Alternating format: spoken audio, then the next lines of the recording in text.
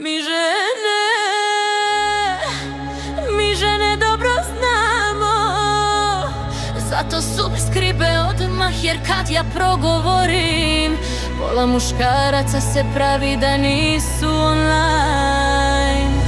A mi samo gledamo i smijemo se jer realno žene sve vide, sve čuju i sve zapamte. Muškarci pričaju pa nestanu, pa se vrate ko da ništa nije bilo.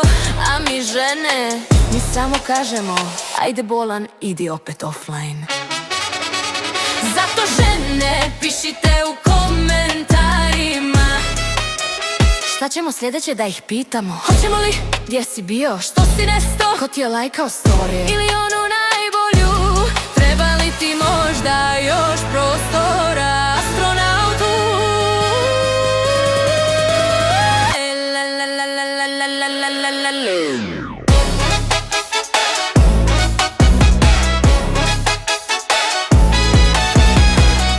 Mi žene smo institucija i svaki put kad kažemo istinu, serveri se ugase, muškarci offline, mi online.